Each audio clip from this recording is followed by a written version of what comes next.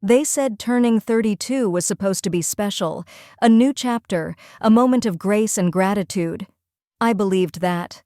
I'd spent the whole week thinking my husband had something thoughtful planned, maybe a quiet dinner, maybe a trip.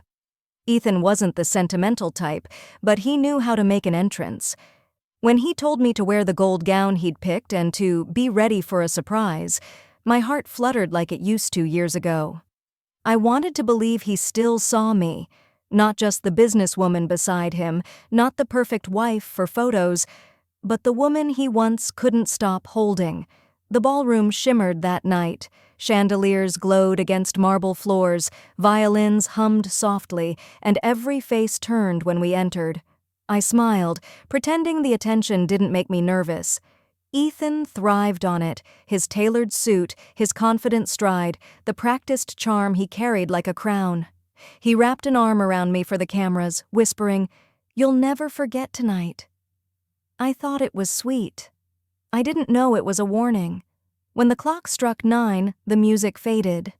A waiter placed a glass of champagne in Ethan's hand as he stepped toward the stage. "To my incredible wife," he began, and my chest swelled. Cameras flashed, guests applauded. For a brief second I was overwhelmed with pride that we had built this life together from nothing. Then he smiled, that showman's smile, and said, "But tonight I want to honor someone else, someone who's brought new light into my life." Laughter rippled through the crowd, soft and confused. I blinked, unsure I'd heard him right. He beckoned toward the front row. And there she was, Clara Monroe. 26, model thin, always hanging around at company events. She walked up with a coy smile that made my stomach twist. Ethan gestured dramatically to the valet standing by the entrance.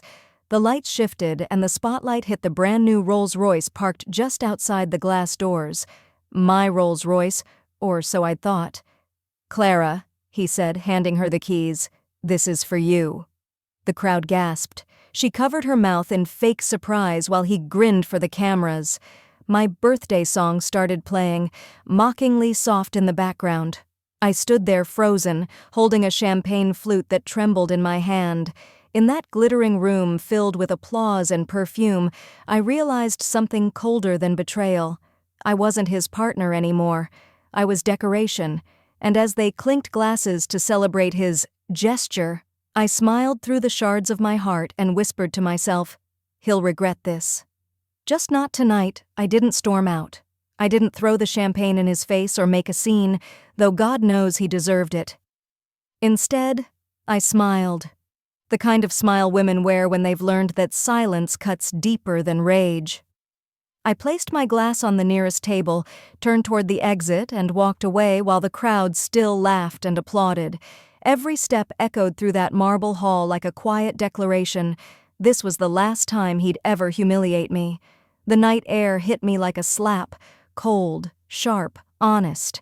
The valet rushed forward, but I waved him off. I didn't need anyone's help. My heels clicked against the pavement as I crossed the street to where my car waited, not one of Ethan's flashy imports, just my old black sedan that still smelled faintly of jasmine from the sachet I kept in the glove compartment. I sat inside, shut the door, and for the first time that evening, let my breath shake. I stared at my reflection in the rearview mirror. The woman looking back at me didn't seem broken, just still. Too still. My lipstick was perfect, my curls untouched, but something behind my eyes had changed. It wasn't grief. It was awakening. The kind that comes when you realize you've given someone too much power over your peace. I started the car but didn't drive. I needed to feel the quiet, to hear my own thoughts without his voice drowning them out. I thought about all the years I'd spent building him up, helping him draft proposals, sitting through endless investor meetings, smiling at people who disrespected me because he said it was good for business. I'd believed in us so completely that I'd stopped believing in myself. The tears came, but they didn't last long. They weren't from weakness. They were from clarity. That night, I decided something simple. I wouldn't scream, I wouldn't beg, and I wouldn't compete with a woman who mistook attention for love. I'd fight differently. In silence, with precision, and with everything he took for granted. By the time I drove away, my face was calm again. The city lights blurred past the window like memories I was finally letting go of. The silence wasn't empty anymore. It was power.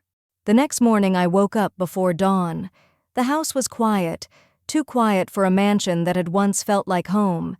Ethan hadn't come back from the gala, but I didn't need him to. His absence was louder than any apology he could ever offer. I brewed my coffee, sat by the window overlooking the garden, and let the steam warm my hands. My heart still hurt, but underneath that ache was something sharper. Curiosity. I wanted to know exactly what I had built and what he thought he could take from me. By mid-morning, I was sitting in my lawyer's office. He'd worked with my late father for years, a man who'd taught me that love without trust is like a house without foundation. It might look perfect until the storm comes.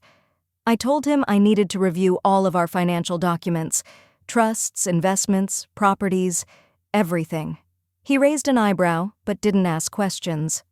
Within an hour, files covered the mahogany desk. As I went through the papers, realization dawned slowly but painfully.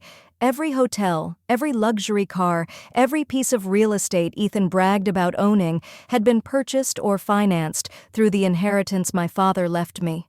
My money, my name on the foundations of every deal. He hadn't just betrayed me emotionally, he'd built his empire using my legacy, while parading another woman in the car my father would have wanted me to have. I sat there, staring at the signatures, mine and his, side by side on every document. He'd made sure I was included just enough to make it look like partnership, but not enough for me to see the whole picture. But he'd underestimated me. I took a slow breath and looked up at my lawyer. "Transfer everything back into my personal trust," I said calmly. "Every property, every share, every asset connected to my father's estate." He hesitated, then nodded. As I signed the papers, I felt the weight of years lifting off my shoulders. I wasn't just reclaiming what was mine, I was reclaiming myself. By the time I left that office, I knew one thing for certain. Ethan thought he humiliated me in public, but he had no idea the quiet war he'd just started. It started with a headline: "Billionaire's mystery woman flaunts lavish gift online."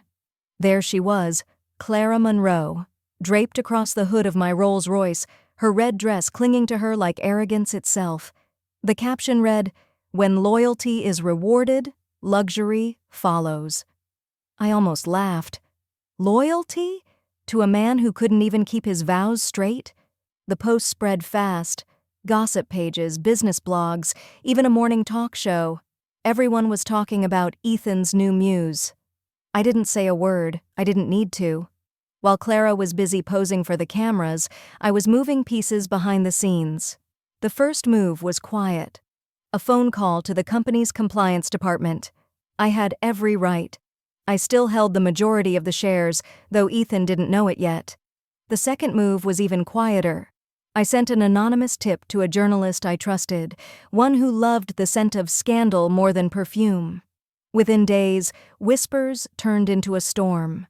Photos began surfacing, Clara using company credit cards, signing off on travel expenses, wearing jewelry billed as client gifts. Every purchase traceable, every receipt tied back to Ethan's accounts. I watched from my home office as news anchors dissected his questionable financial decisions. Sponsors began distancing themselves. Investors started asking questions. The man who loved being adored was suddenly under a spotlight that burned instead of flattered. Ethan tried to do damage control. I could almost hear the desperation in his voice when he called his PR team, but every time he tried to spin the story, another leak surfaced. Screenshots, emails, proof of misuse. The same media that once worshipped him now treated him like a scandal in a tailored suit. And Clara? She vanished from social media almost overnight. The last thing she posted was a photo of a bouquet with the caption, "Sometimes silence is the only response." Oh, the irony. She had no idea how much silence I had mastered. A week later, Ethan came home early, unshaven, exhausted, and angrier than I'd ever seen him. He slammed the door and demanded to know what I'd done. I didn't even look up from my tablet. "You should probably ask your mistress," I said softly. "She's the one who used the company cards." He froze. For a moment, the great Ethan Hawthorne looked small. "You think this will make you happy?" he muttered. "No," I said, meeting his eyes. "It'll make me free." That night, while he paced the study shouting into his phone, I checked my account balances. Every asset I'd reclaimed was now secure under my name. His empire was cracking, and he didn't even realize the foundation he'd built on, me, was gone. I closed my laptop, turned off the lights, and smiled to myself. The Rolls-Royce might have been parked in someone else's garage, but the real luxury was knowing the game had finally changed, and this time, I held every card. He came home that evening looking like a man who'd seen his empire crumble. His tie was loose, his eyes sunken, his arrogance stripped away. For once, there were no photographers waiting outside, no assistant following him with a tablet. Just silence, heavy and unfamiliar, filling the marble hall he'd once paraded through like a king. "Tell me you didn't do this," he said, his voice shaking. "Tell me you didn't sabotage me." I looked up from the couch, calm, almost serene. "Sabotage?" I repeated. "No, Ethan. I simply stopped protecting you." He clenched his jaw. "You've ruined everything we built." I stood, walked toward him slowly, my heels echoing on the floor. "We built?" I asked softly. "Funny, because the last time I checked, you used my inheritance, my name and my father's trust fund to buy your kingdom. I didn't ruin anything, Ethan. I just took back what was already mine." He looked stunned, as if he'd never really considered how much power I held. For years, I'd played the quiet wife, the smile at his side, the one who stayed out of the headlines. But behind those polite smiles, I'd learned everything about his business, his partners, his secrets. He'd thought silence meant ignorance. It never did. "I've spoken to the board," I continued. "They know everything. The misuse of funds, the mistress's spending, your negligence. They'll be voting tomorrow, and you won't be CEO by sunrise." His face went pale. "You can't do this to me. I already did." He took a step closer, his voice cracking between anger and desperation. "What do you want from me?" I looked at him, this man who'd once sworn to love me, now reduced to begging for his own survival, and I felt nothing but clarity. "An apology," I said. "Not to me. To the woman you humiliated in public. To the one you used. To the one who believed in you when you didn't deserve it." His eyes filled with tears he refused to shed. I turned toward the staircase, pausing halfway up. "You wanted to be a billionaire who owned everything," I said softly. "Now you finally understand what it's like to lose the one thing money can't buy: respect." And for the first time, I left him standing in the ruins he'd built himself. He found me 2 days later, sitting in the same garden where we'd once dreamed about our future. The difference was, this time, he wasn't wearing confidence, just defeat. His once perfect suit was wrinkled, his eyes red from sleepless nights. The man who'd walked through life with pride now stood before me trembling. "I lost everything," he whispered, voice cracking. "The board voted me out. The investors pulled out. Clara's gone. I have nothing left. I didn't move." "You still have your name," I said quietly. "Use it to rebuild something honest." He shook his head, falling to his knees beside my chair. "I was wrong," he said, the words choking him. "You were my foundation, my strength. I thought I was proving myself, but I was just destroying us. Please, forgive me." For a long moment, I just looked at him. Really looked. The man who had once humiliated me in front of the world was now broken, begging at my feet. And yet, there was no satisfaction in it. The power I'd reclaimed wasn't about watching him suffer. It was about knowing I didn't need his validation anymore. "I forgive you," I said softly, "but not for you, for me. Because carrying your betrayal any longer would only keep me small." He looked up, tears streaking his face. "Does that mean you'll come back?" I smiled faintly. "No, Ethan. It means I'm finally free." I stood and walked away, my heels clicking against the stone path, each step a quiet farewell to the woman who once waited for his love. Behind me, I heard him whisper my name, but I didn't turn around. I didn't need to. Some lessons can't be taught. They have to be lived. And he'd just lived his.